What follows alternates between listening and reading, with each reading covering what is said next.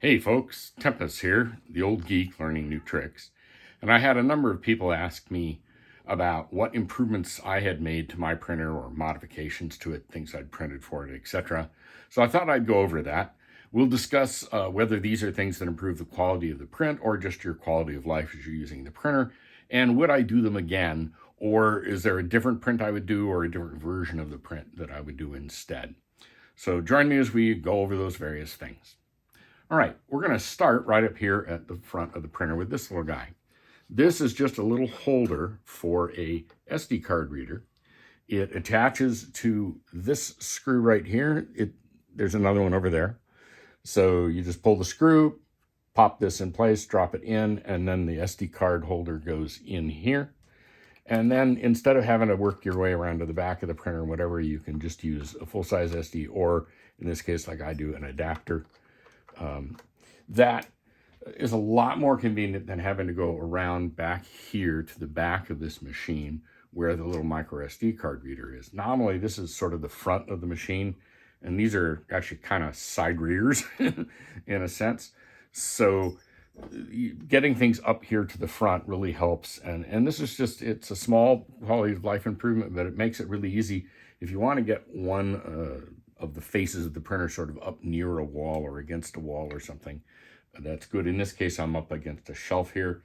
You do need to leave some room around the printer here. We'll get to that later. But that is a quality of life improvement. I would definitely do it again. I happen to order the wrong part here with the cable that's too long, so it's just folded back and forth here along the little channel that comes here. But my wife's is a lot more tidy on her machine. All right, so the second, and yes, as I said, I would do that again. The second thing is the spool holder. So the spool holder that comes with the printer is this. It attaches to this piece of metal here, and it is just this metal guy here, and you have a lot of friction, a lot of stuff for things to catch on, etc. It's not very good. So this is definitely a quality reprint sort of issue because resistance here makes the job harder for your extractor. So this is one that it has skateboard bearings in it, so it's very low friction. I would not print it again. Let me explain why. One of the reasons is that sometimes you get reels like this one where the filament has been secured by coming out through the end of the reel. And if you don't notice that and you get this guy on here like this, and a full kilogram reel, and it's pulling stuff off of this thing, and there's a bunch of weight on this, and then it just suddenly holds and then plunks over, and it's worse even, especially if you have this piece of trash, which just, I mean, it's not trash, it have good heavy gauge steel and all, but it's not a low friction sort of system. But the problem with this is because of the different diameters and stuff, oftentimes you get some rocking that happens on this where this thing just sort of rocks back and forth like this. And especially that can happen if there's a lot of work with the extruder, if you're printing towers and moving from spot to spot, so it's doing a lot of retractions and in and out, in and out. I've seen this thing build up resonances where it's really rocking around and kind of plunking on the filament occasionally. I don't like that very much. The angle isn't great because the feed point you're trying to get to is here, but so that's not wonderful. So this isn't ideal. It's way better than what I had, but it's not a perfect solution. So the second thing I then tried was this. This is called the Tush, the Ultimate Spool Holder, it was called. And I've got it in a little base also that keeps it straight and parallel, and you can slide it out like this. And the reason it's on top of the CD holder is because then I didn't have to remove this. I could just bring a reel in here, set it down on top of the tush like this, and roll things this way.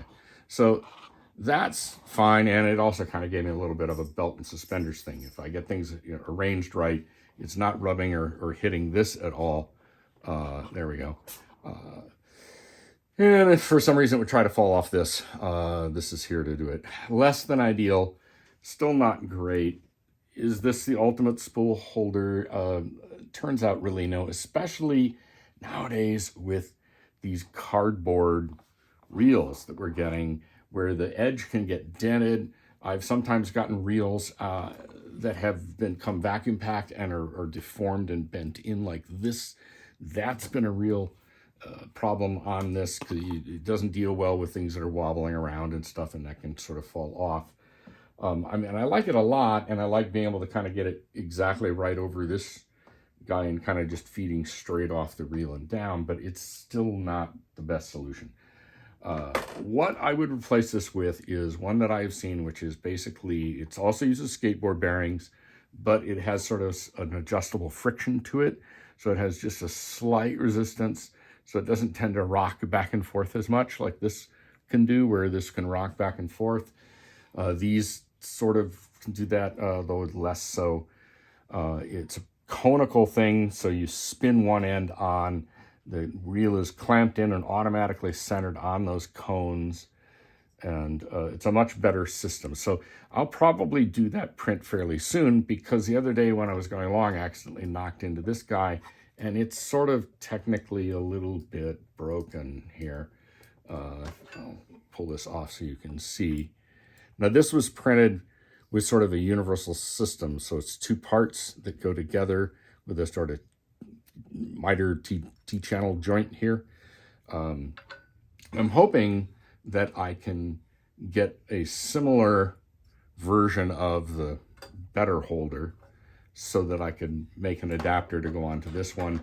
Or better yet would be if somebody makes an adapter on this that has like about a 30-degree angle to it, so that it would hold the reel so that it would just feed right straight down into this, and it would be, you know, parallel to this back surface here where the extruder is mounted. I think it's about a 30-degree angle it would have to be set at. I'd love to see somebody make one of those. That would be really cool. Anyway, so yes, did it improve the quality of my prints? Definitely over what I had before.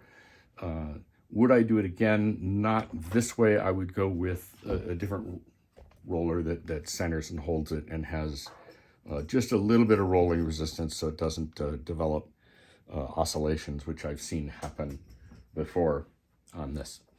All right, what is next? We need to move down to a tool holder. So let me reposition you real quick. This is, we're going for a ride here, folks. This is probably my favorite thing that I have printed for this printer. It's definitely a quality of life item, but it has really been worth it. It's just a little tool holder. It snaps onto this rail with a friction fit. It's a little bit scary getting it on there, because you really have to push, and then it just pops in place. It has stuff for everything that I need. First of all, your cutters. You're always going to want a spot for that. Those are handy. It has 4 hex wrenches here that fit all the sizes that are basically in the printer. It has a slot in the back for your scraper, trowel, whatever you use to pull things off. It has a couple of screwdriver holder little things for basic screwdrivers to do stuff. It has 2 little tiny micro SD slots back here. I use this. I have one of these that has all of my sort of tuning code on it. It's got code for benchies, for first layer tests, temperature towers, all that kind of stuff. I keep that here so I can pull it out whenever I need to do some calibration with a new filament or something, or if I've just done a bed level and I want to make sure everything's right and do a first layer test. I've got this guy right here at hand. It's got a little spot here for my little calipers. This is actually a pretty nice little toy here, which I like quite a bit. And it'll read down to 1/10 of a millimeter with the vernier scale on it. Behind that are a pair of wrenches for getting for the heat block and for the nozzle for when you're doing that. And over here is a spot for your bed leveling switch. So you have a spot to hang that up. Then it has hooks. There's one over here on the side that I keep this nifty old ruler on. You'll probably appreciate this guy if you like old things. Focus. Come on, you can. Oh, can you do it? Can you focus there? There we go. So yeah. And also in the front, I keep a little tiny crescent wrench here because that's useful if these guys don't have the right size. a little brush and a brass brush for cleaning off the nozzles, etc. So, and also spot for tweezers, which is something that you end up using a fair amount when you are doing stuff, sometimes just plucking some filament off the end of the rack. This is a definite wood print again. I might possibly look at a redesign. I feel like this space here could maybe be used a little bit better for something else, perhaps simply for a spot to put a pen, because I'm always wanting to write on the bottom of benches or things, or take notes on stuff. So that might be, if I was gonna, but boy, I would not hesitate for somebody who has this printer to say, yeah, go ahead and print this out, because it's great. I mean, you're probably not going to have a little tiny caliper like this to fit the caliper slot here, but aside from that, it's wonderful. Just snaps right on, so you can put it on any height you want. You can pop it right off, no screws, no nothing. Really wonderful. Definitely would print again. Now, the next thing we're going to talk about is the lighting, and this is going to be a little bit trickier because I want to kind of do it without turning the lighting on, and I'm not sure how much I can zoom in on this down here and get you guys pointed down at this, but let me show you a little bit about what I ended up doing with the lighting. So these printers use 24 volts. So I bought 24 volt LED strips. This way I do not have to use a buck or a converter or anything to step down the voltage from 24 to 12, because these printers run on 24 volts. So I bought 24 volt strips and I ran them up inside these channels here. Let me see if I can get around to where you can see that better. Inside this channel here, which nothing else rides inside of except your pulley, your bottom pulley for the belt, and the tightening mechanism below it. So somebody designed these little bridges to go up and over that, which is great, except for the fact that now you can't loosen this nut, which this one up here and this other one over here. I was going to put in two, by the way. I decided, after putting in one, I decided that was more than enough light. So I did not go for a second one. But what I did was I put the switch down right down here in this little spot between where the utility drawer and the leg is. This is kind of unused space under the printer. I was really happy that I could just put that in there. I used a round switch so I could simply drill a hole with a nice step drill, get it to the size I needed, pop the switch right in, I'm good to go. Most of the inside stuff is done with banana plugs because 24 volt and 12 volt lighting loves that stuff. Little modular connectors. So wiring's all down here where the power supply is. Little switch right here. The downside to it is this spot creates quite a bit of glare in the camera or when you're up here. And you're going to have to move this. I'm going to have to disconnect this and move this when I need to retension these belts. So would I do it again? Yes, but not exactly this way. There's a couple of spots in the back of this channel that you could run something up from the bottom, and I think I would run the wiring all the way up to the top of the printer. And up here, if we can get to, let me see if I can get to where is it? There's the channel. Okay. So you can see the LED lighting strip inside that channel all the way down there. But that channel runs all the way up into the top. So I think I could, this is the end of it here. There are three channels back here. This center one has the screws or nuts, whatever's adhering the linear rails to it, protruding into them. I don't want to run wiring down that one. But the one next to it on this side and the one next to it on this side are both sort of fair game. I could knock out the top or knock out something here. I'd probably do it on one of the back side ones, like maybe back here. And then I could run the wiring strips down from up inside the lid. Just run them all the way down here to the top, just a little ways above this spot right here. Not have these bridges, not have any problems with access. to these nuts that you need to loosen in order to adjust the tension on the pulleys, and I'd be better off. So do I like having the lighting hidden inside this strip? Absolutely. I love it. It turns the thing into almost a little light box. And with that, we're going to activate that. So I will turn the printer on. And you can tell this draws a little bit of power because you can hear the printer fan actually come up to speed when it does. And now we'll discuss the last item that I did. So the lighting, by the way, total quality of life.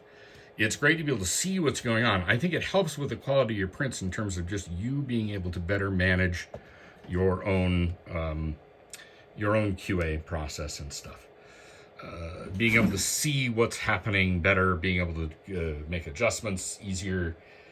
Just the lighting helps just with everything, and including me describing the changes we made up here. So this is definitely a quality of print improvement. It is all about A, making the heat break more efficient, and B, especially B, much better cooling here on these two fans, which provide the part cooling that comes out of the ducts on the bottom. So this is the original enclosure here that goes around this part. So it steps back inside there, if you will. You'll notice there's two big holes in the side, but don't think that any air gets through those because there's a fan like this on either side of it. Let me get this up here where you can see it. All right, so there's the front of it with the logo and a few holes for air. You have these big hole in the side, but that's just there to save weight because there's a fan here. There's another one like it on the other side, and they blow air down through this opening, through this plate, through these ducts that you just can't quite, you can just see one of the ducts right here. So this printed part is much lighter than the other part. And the other thing you may notice, if you look really carefully, is this part right here that steps in like this. There's a fan right on the other side of this. And this has a nice smooth sort of funnel that guides all the air past this heat break. There is pretty much no way, other than this little tiny gap here on the either side. Other than that, all the air from that fan on the other side is coming past this heat break. And that keeps that thing stone cold. I've reached in here with my finger when this thing's been printing, and I can't feel any warmth at all. It feels cold to my touch. So that is lighter than the original and is doing a much better job of channeling the fan that's on the other side of that heat break, channeling that air past this heat sink and making that heat break do its job and keeping the heat from coming up and eliminating what's called heat creep. So would I do this again? Definitely, except there's a version that locates these fans just a little bit sort of further back and tilted down and up a little, which moves this front edge just a little further back. This rubs on the rails if you get it just up at the front and stuff. You can kind of see, well, you can't because I've taken it way out of frame. Sorry about that. But when this fellow is moved to the front, it will hit here. So I see it when it does the purge line. So that I would definitely do this again, but I would use the newer design. And that's something I may well reprint for myself. I printed one of these for my wife, but have not installed it yet. So I'll probably go back and print the new one. This has a couple of reinforcement pieces across here to help just hold this all steady and keep it shaking. I do not recommend, I gotta tip you up, sorry. All right, so we have some reinforcing pieces across here and here to keep the fan from shaking. That works pretty good. I don't recommend tying this umbilical to this. I prefer having this just free to be able to move around as it will. That's less stress, less the motors and stuff have to fight when they're trying to move this around. If this is here, it seems like you're creating a longer lever for this stuff to try and torque against, and that's just a bad idea in my ballpark. But I would definitely do this one again. I feel like it's really improved the part cooling. I have also printed some alternate heat ducts for the bottom of it here, which, see if you can see, here's one of them here. These sort of seem to point into the nozzle and not at the part, so people have created alternatives. I need to figure out a test for like how I evaluate whether the part cooling out of a given duct is better, and then try out the standard ones as a control and the others to see if any of them improve substantially on what I've got there. But I definitely would do this fan improvement again with these. I think there's 5150 is the number on these larger fans. They definitely provide a lot more airflow. But I think this design has progressed and improved since I printed it and mounted it on this printer.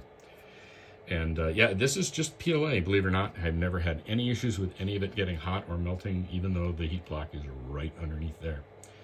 But that is pretty much everything that I have done so far to the printer or put on the printer. I hope that you found that information useful. If you like this sort of content, please like and subscribe. If there's things you think I can be doing better, let me know in the comments. I'm just starting out. We're on a shoestring budget and trying to just do stuff as we can.